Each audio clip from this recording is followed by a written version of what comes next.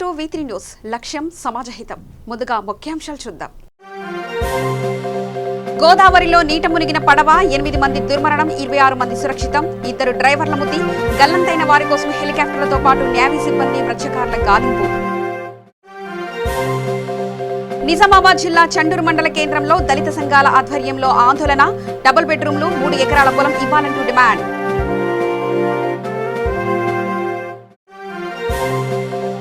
కేసీఆర్ తెలంగాణ విమోచన దినోత్సవాన్ని అధికారికంగా ప్రకటించకపోవడం దారుణం. టీఆర్ఎస్ పై నిజామాబాద్ జిల్లా బీజేపీ పార్టీ ఉపాధ్యక్షుడు దొరబాబు మండిపాటు. ఇక వార్తల్లోకి వెళ్తే 30 రోజుల కార్యాచరణ ప్రణాళికలో భాగంగా నారాయణపేట జిల్లా కోస్లీ మండలంలోని అమిల్కుంట గ్రామ సర్పంచ్ పరిశుభ్రతతో భాగంగా నీటి కుంటలను, పిచ్చి మొక్కలను తొలగించడమే కాకుండా చెట్లను పెంచి వాటి బాగోగులను చూసుకునే బాధ్యత అందరికీ ఉందని చెప్పారు. ఈ కార్యక్రమంలో గ్రామ సర్పంచ్ కిష్టమ్మ, గ్రామ కార్యదర్శి నరేష్ పాల్గొన్నారు. ఈ భాగంగానే 30 రోజుల కార్యక్రమంలో అందరూ కూడా గవర్నమెంట్ ఉద్యోగస్తులు, తర్వాత ప్రజాప్రతినిధులు ఉన్నటువంటి సర్పంచ్, ఎంపీడీసీలు, తర్వాత గౌరవ మెంబర్లు, ఉప సర్పంచ్, గ్రామంలో ఉన్నటువంటి అందరూ కూడా అందరి యొక్క సహకారంతో, అదేవిధంగా మహిళా సంఘాలు, తర్వాత ఉపాధి హామీ సిబ్బంది, ఉన్నటువంటి గ్రామంలో ఉన్నటువంటి ప్రతి ఉద్యోగస్తుడు, ప్రతి యువకులు, యువజన సంఘాల నాయకులు, తర్వాత యువజన సంఘాల సభ్యులందరూ కూడా కలిసి గ్రామ అభివృద్ధి కొరకు 30 రోజుల కార్యక్రమంలో భాగంగా మన గ్రామాన్ని అభివృద్ధి చేసుకోవడానికి అందరి భాగస్వామ్యం అవసరము. దాంతోపాటు గవర్నమెంట్కి వెళ్ళి వచ్చేటటువంటి నిధులు కూడా తర్వాత మనము ఏ విధంగా ఎక్స్పెండిచర్ చేయాలి, ఏ విధంగా ఖర్చు పెట్టాలి. తర్వాత మన గ్రామంలో ఎవరైతే మన గ్రామానికి దాతలు, అంటే మనతో ఉన్నటువంటి బాగా అభివృద్ధి చెందినటువంటి దాతలను కూడా గుర్తించి వాళ్ళు ఇచ్చినటువంటి విరాళాలతో కూడా విరాళాలు ప్లస్ మనకున్నటువంటి ఊర్లో ఉన్నటువంటి నిధులను అన్ని సమీకరించి ఒక ప్రణాళిక తయారు చేసి నెక్స్ట్ ఈ ప్రణాళిక బద్దంగా ముందుగా ఏ పని అవసరం ఉంది, మనకు ఎక్కడి నుంచి మురుగు కాలువ, ఎక్కడి నుంచి ఎక్కడి దాకా మన మురుగు కాలువ వెరీ ఎసెన్షియల్ మొట్టమొదటిగా అవన్నీ చేపట్టిన తర్వాత ఇవన్నీ కార్యక్రమాలు చేసినాక అట్లా ఆ మొట్టమొదటి ఫస్ట్ ప్రియారిటీ ఉన్నట్టు దానికి ప్రియారిటీ ఇచ్చి జోగులాంబ గద్వాల జిల్లా గట్టు మండలం బలిగెర గ్రామంలో రాష్ట్ర ప్రభుత్వం ప్రవేశపెట్టిన 30 రోజుల ప్రణాళికలో భాగంగా కలెక్టర్ శశాంక్ ఆదేశాల మేరకు బలిగెర గ్రామంలో గ్రామ సర్పంచ్ హనుమంత్ నాయుడు ఆధ్వర్యంలో పాడుబడిన ఇళ్లను స్వయాన జేసీబీ డ్రైవర్ గా ఇండ్లను తొలగించారు. అనంతరం గ్రామాన్ని పరిశుభ్రంగా ఉంచుకుంటేనే గ్రామం అభివృద్ధి చెందుతుందని ఆయన అన్నారు. కనుక గ్రామంలో ప్రతి ఒక్కరూ సహకరించాలని ఆయన తెలిపారు. ఆయనతో పాటు ఎంపీటీసీ రూపవతి, కృష్ణప్ప, పంచాయతీ కార్యదర్శి రమేష్ గౌడ్, మాజీ సర్పంచ్ సామీలు తదితరులు పాల్గొన్నారు.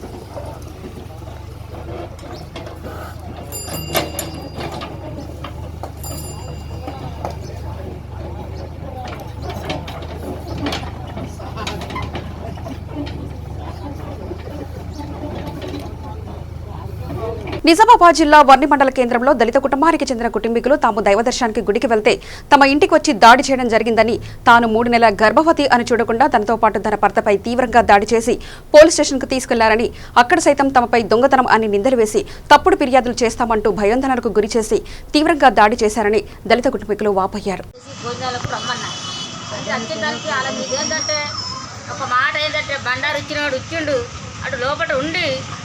పిల్లల మీద అవకాశం ఒక నింజబుట్టించిండు.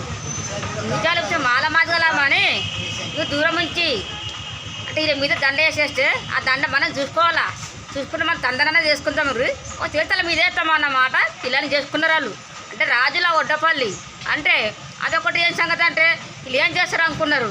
మాల మాదగలు ఏం చేయరు, మనమే పట్టుకోకపోదామా అని అలుపాయంతో ఇంటికి రావద్దు, ఇక ఇల్లు లోపల ఉండద్దు, ఈ ఊరు లోపల ఊర్లోకి వెళ్ళి వెళ్ళగొట్టేయాలి అట్లా ఇట్లా అని అన్నారు. వాళ్ళు 4 అన్నారు ఒకసారి.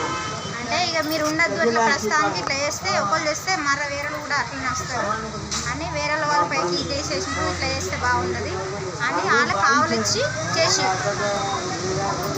మాల మాదిగాలు గుడికి రావద్దనేసి అన్నారు. రామగుండంలో విలేకరుల సమావేశంలో మాజీ ఎమ్మెల్యే మరియు మాజీ ఆర్టీసీ చైర్మన్ సోమారపు సత్యనారాయణ మాట్లాడుతూ స్థానిక ఎమ్మెల్యే అయినటువంటి కోరికంటి చందర్ విలేకరుల పట్ల తప్పుగా మాట్లాడడం బీజేపీ తరపున ఖండిస్తున్నట్లు తెలిపారు. ఈ కార్యక్రమంలో భారతీయ జనతా పార్టీ తెలంగాణ రాష్ట్ర ఉపాధ్యక్షురాలు బల్మూరి వనిత మరియు Bharatiya Janata Party Ramagundam municipal corporation అధ్యక్షులు అమరేందర్, రామగుండం అసెంబ్లీ కన్వీనర్ వెంకటేష్, మాజీ కార్పొరేటర్ కోదాటి ప్రవీణ్ మరియు బీజేపీ నాయకులు పాల్గొన్నారు. ప్రెస్ కొన్ని బాధ్యతలు ఉంటాయి, వాళ్ళు నిర్వహిస్తారు, వాళ్ళకి కొన్ని అడ్డంకులు ఉంటాయి, కొన్ని ఒత్తిళ్ళు ఉంటాయి, ఇవన్నీ ఉంటాయి. ఏ జీతం లేకుండా ఏమి లేకుండా కూడా ఇన్ని ఒత్తిళ్ళు కూడా వాళ్ళు స్టాండ్ అయ్యి పనిచేస్తున్నారు అని అంటే కొన్ని రిస్కులు కూడా ఉంటాయి వాళ్ళకి, మనం గ్రహించాల్సిన అవసరం ఉంది. అందుకని ప్రెస్ను అవమానపరచడం చాలా నిజమైన పని. ఏదో మీరు ఉత్సాహంలో అంటారు, ఇంతకుముందు దయచేసి ప్రెస్ను విమర్శించే కార్యక్రమాన్ని మానేసి తర్వాత ప్రెస్కి ఏదైనా అవసరాలు ఉంటే ప్రతిపక్షాలు తీర్చవు. వాళ్ళు ఏ ఉద్యోగం సద్యోగం లేకుండా పాపం రాజ్యసభలో పనిచేస్తారు. అలాగే అక్కడో ఇక్కడ ఎంత సహకారం పడాలా, లేకుండా వాళ్ళకి ఏమైనా అడ్వర్టైజ్మెంట్ ఇచ్చి వాళ్ళకు సర్వైవల్ కావాలన్నా చూడాల్సిన బాధ్యత ప్రతిపక్షాలు కాదు, ప్రభుత్వంలో ఉన్న వాళ్ళది బాధ్యత. అందుకని ఆ బాధ్యత గురించి ప్రెస్కి సహకరించడం కూడా మీ బాధ్యత. ఎవరి బాధ్యత? ఎవరి అధికారం ఉన్నా వాళ్ళ బాధ్యత. వాళ్ళకి ఏమైనా ప్రాబ్లమ్స్ వచ్చినా సాల్వ్ చేయడం, వాళ్ళకి కనిపించుకోవడం, వాళ్ళ మంచిగా చూసుకునే బాధ్యత ఇది.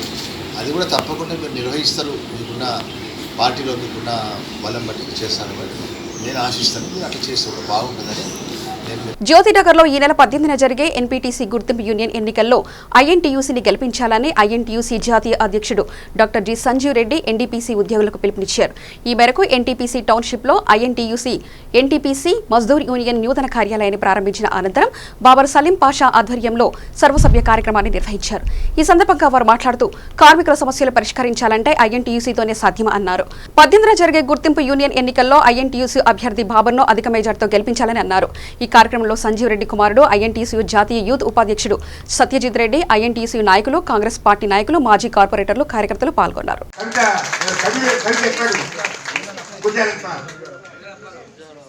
ఆ మన్నుల పుట్టిన ముస్లిమే కానీ, తెలుగుడే కానీ, హిందువులే కానీ, ఎవడే కానీ ఈ మన్నుల నుంచి పుట్టి పెట్టిన వాళ్ళం.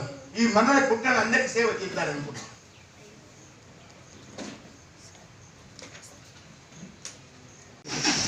ఈ ఎలక్షన్స్ జనరల్గా జరిగే ఎలక్షన్స్, ఎన్నికలు ఇవన్నీ కూడా. కానీ ఇందులో ముఖ్యమైన విషయం ఏంటంటే ఈ కంపెనీని ప్రైవేటీకరణ చేయకుండా కాపాడాలి. బాగా లాభాలు సంపాదించే ఫ్యాక్టరీ ఇది. కార్మికులు, గవర్నమెంట్, దేశము, కార్మికులు ఇద్దరు బాగుపడాలి. ఈ కంపెనీ గవర్నమెంట్ చేతిలో ఉంటే ఇద్దరు బాగుపడతారు. లేకుంటే ప్రైవేట్ వాడు వస్తే వాడు ఈ లాభాలన్నీ పోతాయి, దేశం బీదతనం అయిపోతుంది, కార్మికుల ఉద్యోగాలు కూడా చాలా తక్కువైపోతాయి. అందుకే మేము ప్రైవేటీకరణ వద్దు, చేయకూడదు అనేది ఒకటి. రెండోది, కార్మికుల సమస్యలు ఏవవుతున్నాయో తొందరనే మాట్లాడి అన్ని పరిష్కారం చేస్తాం. ఎన్నికలు కాగానే అన్ని సమస్యలు పరిష్కారం చేస్తామని మనం చేస్తాం. ఈ ఎలక్షన్స్ జనరల్గా జరిగే ఎలక్షన్స్, ఎన్నికలు ఇవన్నీ కూడా. కానీ ఇందులో ముఖ్యమైన విషయం ఏంటంటే ఈ కంపెనీని ప్రైవేటీకరణ చేయకుండా కాపాడాలి. బాగా లాభాలు సంపాదించే ఫ్యాక్టరీ ఇది. కార్మికులు, గవర్నమెంట్, దేశము, కార్మికులు ఇద్దరు బాగుపడాలి. ఈ కంపెనీ గవర్నమెంట్ చేతిలో ఉంటే ఇద్దరు బాగుపడతారు. లేకుంటే ప్రైవేట్ వాడు వస్తే వాడు ఈ లాభాలన్నీ పోతాయి, దేశం బీదతనం అయిపోతుంది, కార్మికుల ఉద్యోగాలు కూడా చాలా తక్కువైపోతాయి. అందుకే మేము ప్రైవేటీకరణ వద్దు, చేయకూడదు అనేది ఒకటి. రెండోది, కార్మికుల సమస్యలు ఏవవుతున్నాయో తొందరనే మాట్లాడి అన్ని పరిష్కారం చేస్తాం. ఎన్నికలు కాగానే అన్ని సమస్యలు పరిష్కారం చేస్తామని మనం చేస్తాం. మెదక్ జిల్లా పాపరపేట మండలంలో గల తెలంగాణ రాష్ట్రంలో ప్రసిద్ధ పుణ్యక్షేత్రమైన శ్రీ ఏడుపాయల వనదుర్గాదేవి ఆలయం 2 రోజుల సెలవుదినం కావడంతో వివిధ రాష్ట్రాల నుంచి భక్తులు ఏడుపాయలకు చేరుకొని ఉదయాన్నే మంజీర నదిలో పుణ్యస్నానాలు ఆచరించి అమ్మవారి దర్శనానికి క్యూలైన్లో బారులు తీరారు. భక్తులు తలనీలాలు, శివశక్తుల విన్యాసాలు, పోతురాజుల విన్యాసాలు ఆకట్టుకున్నాయి. వరుసగా 2 రోజుల సెలవుదినం కావడంతో భారీ సంఖ్యలో భక్తులు రావడం జరిగింది. ఈ కార్యక్రమంలో ఈవో మోహన్ రెడ్డి, అర్చకులు, పోలీస్ సిబ్బంది ప్రత్యేక ఏర్పాట్లు చేయడం జరిగింది.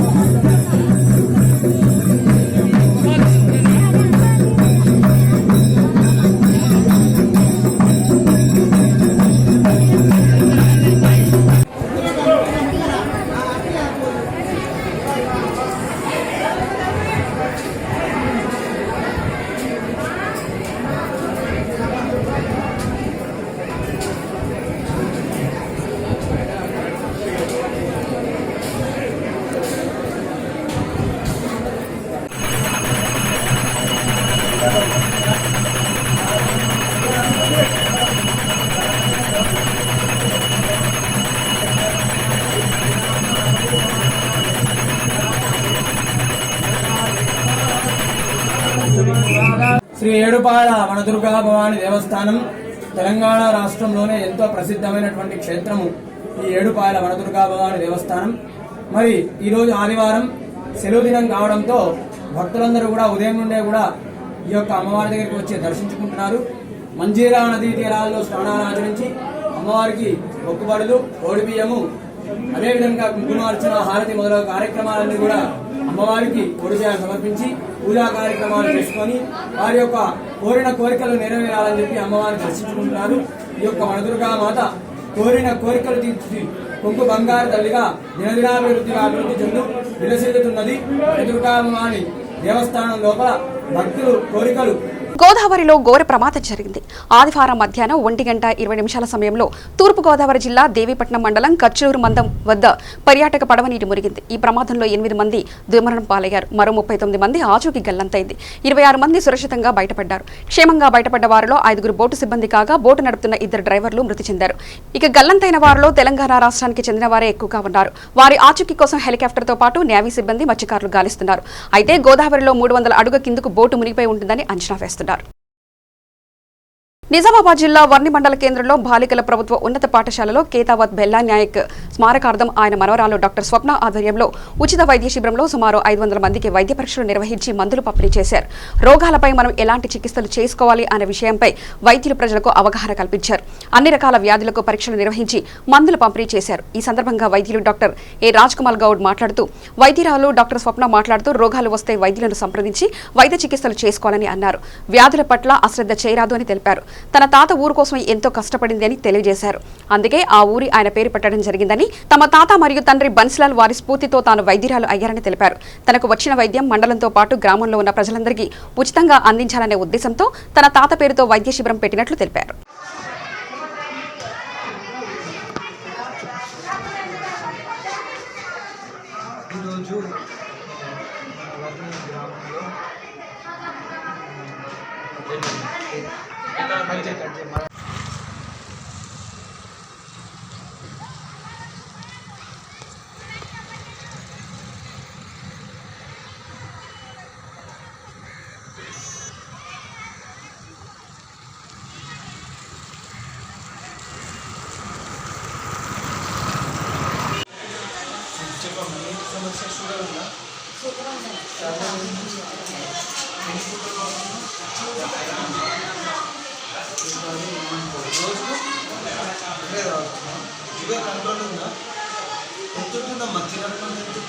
మా డాక్టర్ స్వప్న వాళ్ళ సొంత గ్రామంలో శ్రీ వెంకటేశ్వర స్పెషాలిటీ హాస్పిటల్ తరఫున మా డాక్టర్ స్వప్న వాళ్ళ తాతయ్య కేతావత్ బెల్లా నాయక్ వారి స్మారకార్థం ఉచిత వైద్య శిబిరం నిర్వహించడం జరిగింది. ఈ వైద్య శిబిరంలో భాగంగా సుమారుగా 300 మందికి ఉచితంగా బీపీ, షుగరు మరియు తక్కువ ప్రైస్తో ఐరన్ టెస్టులు ఉచితంగా చేయడం జరిగింది. దాంతోపాటు రోగులందరికీ ఉచితంగా మందులు పంపించడం జరిగింది. ఇక్కడ ఆర్గనైజర్స్ కూడా చాలా బాగా ఆర్గనైజ్ చేశారు. వర్ణి గ్రామంలో మేము ఇంకా వర్ణి గ్రామ సర్పంచ్కు మరియు వార్డు మెంబర్స్కి అందరికీ మా హాస్పిటల్ తరఫున మాకు ఇంత చక్కగా ఆర్గనైజ్ చేసినందుకు కృతజ్ఞతలు. సో ఇక్కడ అందరినీ బేసిక్ పరీక్షలు చేయడం జరిగింది. ఇంకా ఏమైనా వేరే స్పెషల్ టెస్ట్ కావాలన్నా, వేరే ఏదైనా కొత్త ప్రాబ్లమ్స్ ఉన్నా కూడా ఎవరైనా వర్ణి గ్రామ ప్రజలు మా హాస్పిటల్కి రావచ్చు. శ్రీ వెంకటేశ్వర స్పెషాలిటీ హాస్పిటల్ నిజామాబాద్ ఖచ్చితంగా వాళ్ళకి సేవ చేయడానికి ఎప్పుడూ రెడీ ఉంటుంది. నిజామాబాద్ జిల్లా చందూరు మండల కేంద్రంలో దళితుల ధర్నా నిర్వహించారు. దళితులు మాట్లాడుతూ గ్రామంలో ఇప్పటి వరకు డబుల్ బెడ్రూమ్లు ఇవ్వలేదని, 3 ఎకరాల పొలం ఇస్తానని హామీ ఇచ్చి మోసం చేశారని, ఎన్నికల ముందు ఓట్ల కోసం వచ్చిన పాలకులు డబుల్ బెడ్రూమ్ ఇస్తానని 3 ఎకరాల భూమి ఇస్తానని హామీ ఇచ్చారని, ప్రస్తుతం వర్షాకాలంలో తమ ఇల్లు కూలిపోయి అనేక అవస్థలు ఎదుర్కొంటున్నామని, ఎన్నికల ముందు ఓట్ల కోసం వచ్చిన పాలకులు కుర్చీలో కూర్చోగానే తమ సమస్యలు మర్చిపోయారని మండిపడ్డారు. ప్రస్తుతం ఇంటిపై కప్పుకొని ఆవాసం ఏర్పాటు చేస్తున్నామని, పాములు, తేళ్లు ఇంట్లో వచ్చి అనేక ఇబ్బందులు ఎదుర్కొంటున్నామని తెలిపారు. తెలంగాణ రాగానే సమస్యలు పరిష్కరిస్తామని హామీ ఇచ్చిన పాలకులు ఎక్కడున్నారో తెలియని పరిస్థితి నెలకొందని అన్నారు. తమ గ్రామంలో ఇప్పటివరకు డబుల్ బెడ్రూమ్లు ఇళ్లు మంజూరు చేయకపోవడం దారుణమన్నారు. ఓవైపు పనులు లేక పస్తులు ఉంటున్నామని తెలిపారు. మరోవైపు కరెంటు సమస్య తమకు సమస్యగా మారిందని పేర్కొన్నారు. ఎంతైతే అంతే, మాకు 2 రూములు అయితే 2 రూములు కట్టియమంటున్నాం. 3 లక్షలు మాత్రం మాతోని కాదు. అది ఎంతైతే అంతే కట్టియమని మేము అంటున్నాం. తలం ఉన్నది మాకు. తలమి ఉంటే మీరు పైసలు వేసుకున్నాలా, పైసలు వేసుకుంటేనే కట్టిస్తాము అని అంటున్నారు. మేము లేని వాళ్ళం ఏడికెళ్ళి తేవాలా? ఏ వాళ్ళతో అప్పు తెచ్చినా దేని మీద తెరపాలా? మాకేమో భూములు లేకపోయా, భూములు ఉన్న వాళ్ళకే 3 లక్షలు మీకు ఎవరు ఇవ్వమంటారు? అంటే గవర్నమెంట్ మేస్త్రీలకు 3 లక్షలు మా చేయి నుంచి ఇవ్వాలా. మరలా బడ్జెట్ కేసీఆర్ ఇచ్చిన 4,60,000 అవి సుఖ మేస్త్రికే ఇవ్వాలా. 7 లక్షల దాకా అవుతున్నది వాళ్ళకి. మేము 3 లక్షలు ఏ బాయిలో పడాలా? ఆయనకు కండుగా కట్టలేజరా పింఛన్ రాయమంటే పింఛన్ రాలేదు.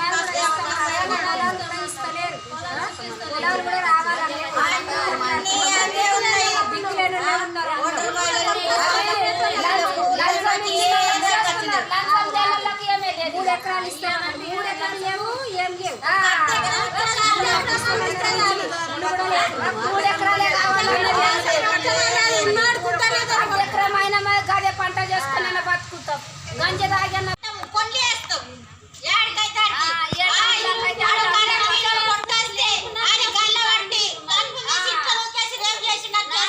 బంజారాహిల్స్ రోడ్ నెంబర్ 7లో అరమి డ్రై ఫ్రూట్స్ నూతన షాపును కొనిదెల ఉపాసన చేతుల మీదుగా ప్రారంభించారు.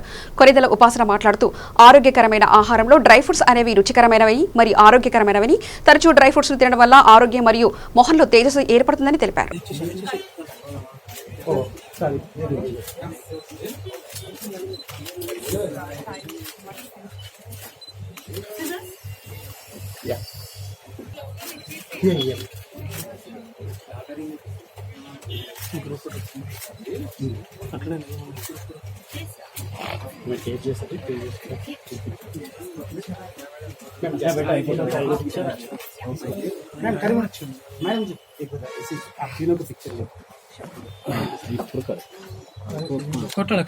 అందరు ఛాన్స్ వస్తుంది. మేడం ఒకసారి madam look product just hold it. Very good friends and strong relationships with our friends, so that's why I'm here. Charan opened Ekani and I opened this, so I'm very happy. I'm here mostly for her. Thank you. So and I think it's a really nice store. It's the first for me and I'm on a diet, so currently before the festive season, so that I can indulge, and celebrate properly till today. So what I like is the different types of flavors that I've never tried before. Never tried the sari mangoes, so I think that's something that I could try. Also what I like about this is that you don't have to make like a full bowl of almonds. Just 2 or 3 is enough, and it's healthy. And you can decide how fattening almonds are by eating how much. So I would suggest eating this small quantities and stay healthy. Nizamabad జిల్లా వర్ని మండల కేంద్రంలో BJP party ఆధ్వర్యంలో విలేకరుల సమావేశం ఏర్పాటు చేశారు. ఈ సందర్భంగా జిల్లా ఉపాధ్యక్షులు దొరబాబు, మండల అధ్యక్షులు సుధాకర్ గౌడ్, శంకర్ మాట్లాడుతూ ముఖ్యమంత్రి కేసీఆర్ తెలంగాణ విమోచన దినోత్సవాన్ని అధికారికంగా ప్రకటించకపోవడం దారుణమని, ఎన్నికల ముందు ఇచ్చిన హామీలు నెరవేర్చకపోవడం దారుణమని మండిపడ్డారు. తెలంగాణ విమోచన దినోత్సవం అధికారికంగా జరపాలని, జాతీయ జెండాను ఎగురవేయాలని డిమాండ్ చేశారు. బీజేపీ పార్టీ ఆధ్వర్యంలో వర్ని మండల కేంద్రంలో తెలంగాణ విమోచన దినోత్సవం రోజు జాతీయ జెండాతో పాటు బీజేపీ జెండా ఎగురవేస్తామని తెలిపారు. ఈ సందర్భంగా ప్రధాని మోదీ నరేంద్ర మోదీ జన్మదిన సందర్భంగా రక్తదాన శిబిరాన్ని ఏర్పాటు చేస్తామని తెలిపారు. కార్యకర్తలు, అభిమానులు, ప్రజలు అధిక సంఖ్యలో హాజరు కావాలని కోరారు. బీజేపీ జిల్లా అధ్యక్షుడు గంగారెడ్డి, రాష్ట్ర బీజేపీ పార్టీ నాయకులు ఎండల లక్ష్మీనారాయణ తదితరులు హాజరవుతున్నట్లు తెలిపారు.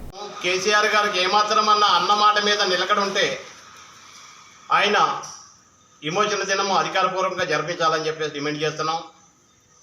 మేము దాన్ని 17 సెప్టెంబర్ ప్రతి గ్రామంలో జెండా ఎగరేసి భారతీయ జెండా అదే రోజు మన వర్ని మండలంలో జెండాతో పాటు ఆ రోజు మన నరేంద్ర మోడీ గారు పుట్టినరోజు కాబట్టి మన దేశ ప్రధాని ఆ రోజు రక్తదానం కూడా మా భారతీయ జనతా పార్టీ యువకులంతా కూడా ముందుకు వచ్చి రక్తదాన శిబిరం కూడా ఏర్పాటు చేస్తున్నాము.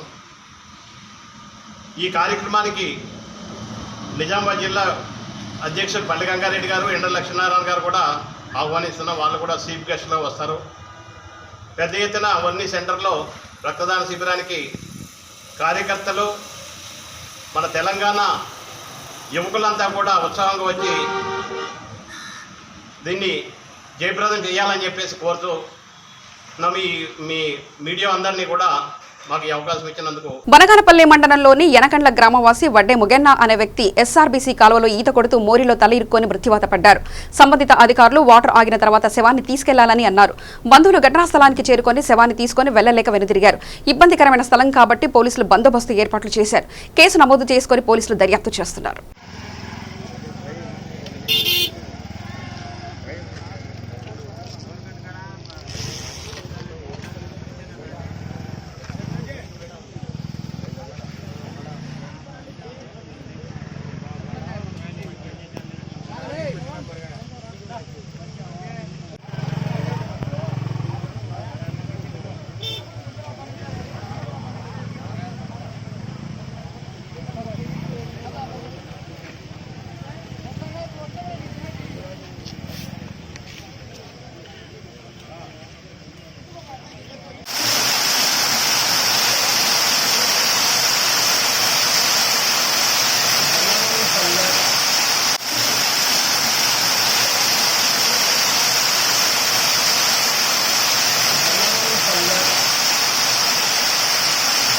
కుర్మల సమస్యలు, మూగజీవాలపై విధిస్తున్న జరిమానాలు, దొడ్డి కొమరయ్య విగ్రహాలను ట్యాంక్ బండ్ నుంచి తెలంగాణ వ్యాప్తంగా ప్రతిష్ఠించాలని తెలంగాణ రాష్ట్ర కుర్మ యువత అత్యవసర సమావేశం ఉప్పల్ శ్రీ బీరప్ప స్వామి దేవాలయంలో ఏర్పాటు చేయడం జరిగింది. ప్రధానంగా ఈ కార్యక్రమంలో రాష్ట్రంలోని గ్రామీణ ప్రాంతాల్లో కుర్మలపై జరుగుతున్న దాడులు మరియు మూగజీవాలైన గొర్రెల మంద గ్రామ బహిష్కరణను ఖండించారు. తెలంగాణ రైతాంగ సాయుధ పోరాట తొలి అమరుడు దొడ్డి కొమరయ్య కుర్మ విగ్రహాలను గ్రామ, మండల, జిల్లా స్థాయిలో ఏర్పాటుకు రాష్ట్ర దొడ్డి కొమరయ్య కుర్మ విగ్రహ కమిటీని నియమించుకోవాలని పిలుపునిచ్చారు. కుర్మలపై ఎలాంటి దాడులకు పాల్పడినా సహించేది లేదని, అలా దాడులు చేస్తే మరో ఉద్యమం చేయడానికి తెలంగాణ రాష్ట్ర కుర్మ యువత సిద్ధంగా ఉందని స్పష్టం చేశారు. ఈ కార్యక్రమంలో తెలంగాణ రాష్ట్ర కుర్మ యువత పెద్ద ఎత్తున పాల్గొన్నారు. రెడ్డి గారికి ఈనాడు వాళ్ళ విలేజ్లో ఉన్నటువంటి అక్కడ ఎక్కడైతే జరిమానా విధించిందో ఆ జరిమానాను ఖండిస్తూ ఈరోజు ఉప్పల్ బీరప్పగుడిలో సమావేశం, రాష్ట్ర కుర్మ యువత సమావేశం ఏర్పాటు చేయడం జరిగింది. ఈనాడు మీరు మాకెలాగైతే మీరు జరిమానా విధించారు 559వ జీవో ప్రకారము మాకు ప్రతి గొర్రె కాపర సంఘానికి 5 ఎకరాల భూమి కేటాయించండి. అప్పుడు మేము మీరు ఎన్నట్లో మీ జరిమానా మీరు విధించినట్లయితే మేము ఒప్పుకుంటాము. ప్రతి విలేజ్లలో మేము ప్రభుత్వానికి కోరేది ఒకటి 559 జీవో ప్రకారము ప్రతి విలేజ్లలో 5 ఎకరాల భూమి కేటాయించాలి. తర్వాత షెడ్లు నిర్మించి ప్రతి ఒక్కరికి గొర్రె కాపర సంఘం ఆధ్వర్యంలో ప్రతి ఒక్కరికి షెడ్లు నిర్మించి యువతకు అందరికీ తెలంగాణ ప్రభుత్వము కాపాడాలని ఈ యొక్క ప్రోగ్రాం ద్వారా వినియోగించుకుంటున్నాం. ఈరోజు కుర్మ యువత ఆధ్వర్యంలో ఏర్పాటు చేసిన సమావేశంలో ఒక 3 తీర్మానాలు చేయడం జరిగింది. రాష్ట్రంలో గొర్రెలు, మేకలు మేసాయి అంటూ ప్రభుత్వ తప్పిదం వల్ల గొర్రె కాపర్లకు జరిమానాలు విధించడం ఎంతవరకు కరెక్ట్ అని ఈ సందర్భంగా మేము ప్రశ్నిస్తూ ఉన్నాం. ట్రీ గార్డులు ఏర్పాటు చేసుకోవడం చేతగాక గొర్రె కాపర్లపై మీ కక్ష సాధింప అని ఈ సందర్భంగా మేము వారికి హెచ్చరిస్తూ ఉన్నాం. గొర్రె కాపర్లపైన, కుర్మలపైన ఎట్లాంటి భౌతిక, ఆర్థికమైన దాడులు జరిగినా స్పందించి రాష్ట్ర వ్యాప్తంగా సమ్మెలకు కానీ ధర్నాలకు కానీ మేము సిద్ధంగా ఉన్నామని కూడా ఈ సందర్భంగా మేము హెచ్చరిస్తూ ఉన్నాం. ప్రభుత్వాన్ని నిలదీస్తూ ఉన్నాం.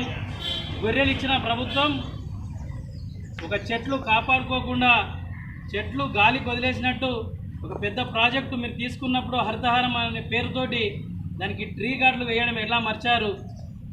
గొర్రెలు ఊర్లో కాకుండా ఎక్కడుంటాయి? గతంలో ఊర్లలో లేవా? ఇప్పుడు ఈ ప్రభుత్వంలోనే ఊర్లలో ఉంటున్నాయని కూడా ఈ సందర్భంగా మీకు హెచ్చరిస్తూ ఉన్నాం.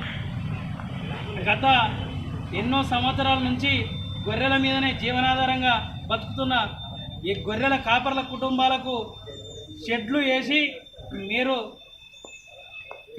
559 జీవో ప్రకారం 5 ఎకరాల భూమి కేటాయించకపోతే రాష్ట్ర వ్యాప్తంగా మేము ధర్నాలు, నిరసనలు తెలపడానికి కూడా వెనకాడబోమని ఈ సందర్భంగా హెచ్చరిస్తూ ఉన్నాం.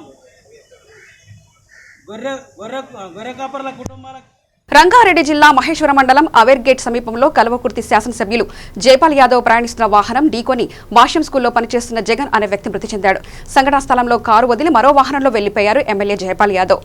కల్వకుర్తి నుండి హైదరాబాద్ వస్తుండగా ఈ సంఘటన చోటు చేసుకుంది. చనిపోయిన వ్యక్తికి న్యాయం చేయాలంటూ శ్రీశైలం జాతీయ రహదారిపై ఆందోళనకు దిగారు బంధువులు. కేసు నమోదు డిమాండ్ చేశారు. కేసు నమోదు చేసుకున్న మహేశ్వరం పోలీసులు దర్యాప్తు చేస్తున్నారు.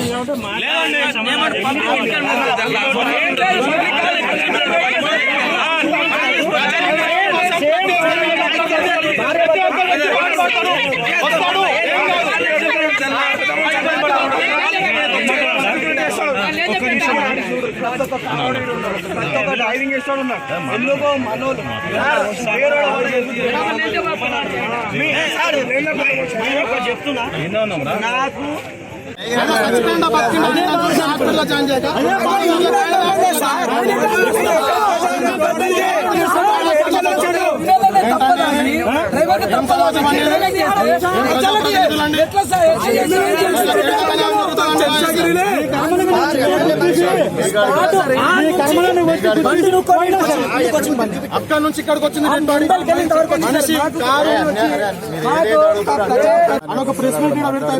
మనం కూడా పోదాం. మనకు కూడా ఇంతమందిని గుర్తినా మేము కూడా చూస్తాం హాస్పిటల్ పోయి.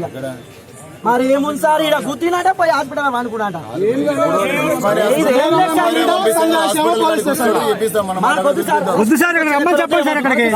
ఇక్కడికి రమ్మని చెప్పండి సార్. స్పాట్ కు రండి. శివం దగ్గర బండి దగ్గర రమ్మని చెప్పండి సార్. ఒకసారి మీరు 10 మందికి న్యాయం చేసేవాళ్ళు మీరు రమ్మని చెప్పండి సార్. ఒకసారి ఆలోచించాలి. I will complaint on that.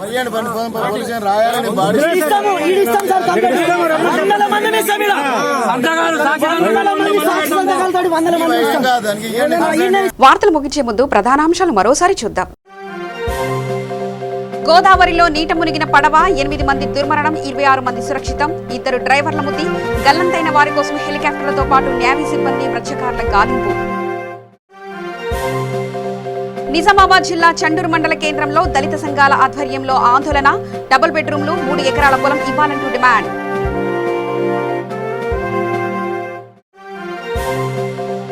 KCR Telangana విమోచన దినోత్సవాన్ని అధికారికంగా ప్రకటించకపోవడం దారుణం. టీఆర్ఎస్ పై నిజామాబాద్ జిల్లా బీజేపీ పార్టీ ఉపాధ్యక్షుడు దొరబాబు మండిపాటు. సమగ్ర సమాచార శ్రవంతికై చూస్తూనే ఉండండి. V3 న్యూస్, లక్ష్యం సమాజహితం.